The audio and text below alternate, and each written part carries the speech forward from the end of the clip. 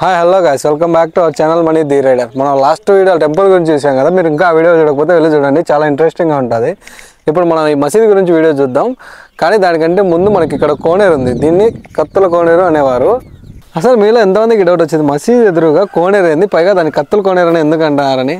First అయితే ఇది పూర్వం మసీదు కాదు, ఇక్కడ శివాలయం ఉండేదంట. దాని గురించి కూడా తెలుసుకున్నాం. దీన్ని కత్తుల కోనేరు ఎందుకు అంటారంటే, పూర్వం రాజులు యుద్ధానికి వెళ్ళొచ్చిన తర్వాత కత్తికి రక్త మరకలు ఉంటాయి కదా, ఆ రక్త మరకలన్నీ ఇక్కడ ఉన్న కోనేరులో శుభ్రం చేసుకునేవారంట. అలా దీన్ని కత్తుల కోనేరు అంటున్నారు. ప్రజెంట్ మీరు చూస్తున్నట్టయితే కోనేరులో వాటర్ లేవు, చాలా తక్కువ ఉన్నాయి చూడండి. అది కూడా పాచి పట్టి మురికిగా. ఇంకా దాని ఎత్తు జోమ్ చూడండి, నాకంటే ఎత్తుంది. అప్పుడు కత్తులు కడిగేవాళ్ళంటే ఇప్పుడు వచ్చి గడ్డి కోసుకోవాలా. మనం ఈ కత్తుల కోనేరు గురించి తెలుసుకున్నాం కదా. ఇంకా మసీదులోకి వెళ్దాం రండి సీదా. జుమ్మా మసీద్. ఇంకా మనం ఎప్పుడైతే జుమ్మా మసీద్ లోపలికి అయితే వెళ్తున్నాం. ఈ జుమ్మా మసీద్ చుట్టూ మనకైతే 96 గదులు ఉంటాయి. మధ్యలో ఒక పెద్ద హాలు, చార్మినార్ వంటి నిర్మాణం కూడా ఉంటుంది.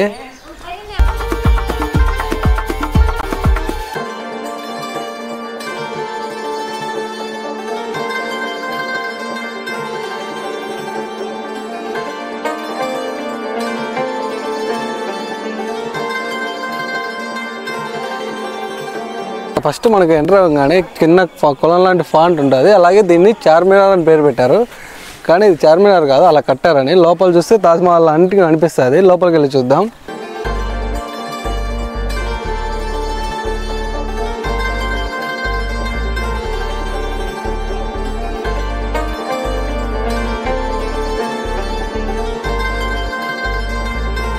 వీళ్ళు చార్మినార్ని ఉద్దేశించుకొని నిర్మించారు. చార్మినార్కు 4 స్తంభాలు ఉంటాయి, కానీ 4 దిక్కులు వెళ్ళాయంట. దీనికి కానీ ఒక సైడ్ ఎట్లా ఉంటుంది. ఇందాక నేను 96 గదులు ఉన్నాయి కదా, ఇవన్నీ చుట్టూ 96 గదులు ఉంటాయి. చూడడానికి చార్మినార్లా నిర్మించిన ఇది కూడా ఒక మసీదు. చార్మినార్ తాజ్మహల్ ఎలా ఉందో అది కూడా ఇది ఒక మసీదు. దీని ఆర్కిటెక్చర్ మొత్తం దక్కన్ స్టైల్లో నిర్మించారు.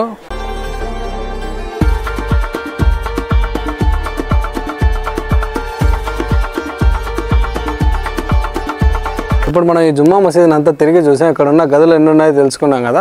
అసలు ఇక్కడ మామూలుగా అయితే శివాలయం ఉండేది, దాన్ని పడగొట్టి జుమ్మా మసీదుని నిర్మించారు. అలా ఎందుకు జరిగిందని మనం ఇప్పుడు తెలుసుకుందాం. పూర్వం ఈ గండికోట సామ్రాజ్యాన్ని పెమ్మస్వామి తిమ్మనాయుడు అనే రాజు పరిపాలిస్తుండగా దక్షిణ వైపు నుంచి మీర్జాంలా అనే సైనిక అధికారి దక్షిణ వైపు నుంచి దండ ఎత్తి మొత్తం ఆ భూభాగాన్ని తన సొంతం కైవసం చేసుకోవాలనే ఉద్దేశంతో గండికోటపై దండయాత్ర చేస్తాడు. కానీ ఎన్నిసార్లు దండయాత్ర చేసినా ఓడిపోతూనే ఉంటాం. మీర్జాంలో ఎన్ని ప్రయత్నాలు చేసినా గండికోట రాజును ఓడించలేక తనతో సంధి కుదుర్చుకుందామనే ఉద్దేశంతో ఈ గండికోట యొక్క రాజుకు ఆశ చూపిస్తారు. నా గుర్తుకోట నీకు ఇస్తా, నీ గండికోట నాకు ఇవ్వు అని. కానీ ఈ సందేశానికి రాజు ఒప్పుకుంటాడు. కానీ మీర్జాంలో ఏం చేస్తాడంటే గుత్తికోట కొండను ఇవ్వకుండా హనుమాన్ గుత్తి అనే చిన్న ఊరినిచ్చి రాజును మోసం చేస్తాడు. దాని తర్వాత ఇక్కడికి వచ్చి ఇక్కడున్న శివాలయాన్ని, ఇక్కడున్న శిల్పాలను మొత్తం పొడగొట్టేసి ఇక్కడ జుమ్మా మసీదును నిర్మిస్తాడు.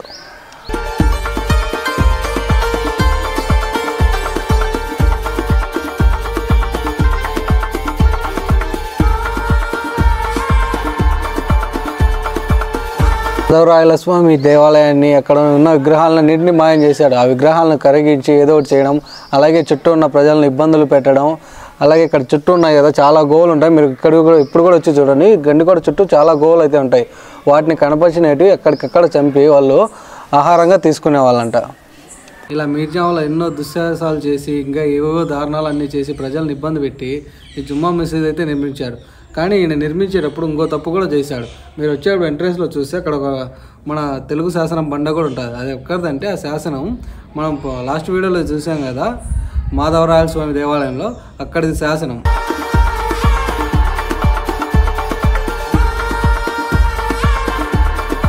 ఇంకా మనమైతే జుమ్మా మసీద్ అంతా తిరిగి చూడడం అయిపోయింది. దీని గురించి తెలుసుకోవడం కూడా అయిపోయింది కదా. మనకు ఇక్కడ చూస్తే జుమ్మా మసీద్ పక్కనే ధాన్యాగారం ఉంటుంది. మనం అక్కడికి వెళ్ళబోతున్నాం. మనం వెళ్ళేటప్పుడు అక్కడ చూడండి, మీకు లెఫ్ట్ సైడ్ అక్కడ కిటికీ మాదిరి కనిపిస్తుంది కదా, కానీ అది కిటికీ కాదు. నాకు తెలిసి పవర్ లేదు అనుకుంటా. చిన్న చిన్న బాక్సులు మాత్రం ఉన్నాయి.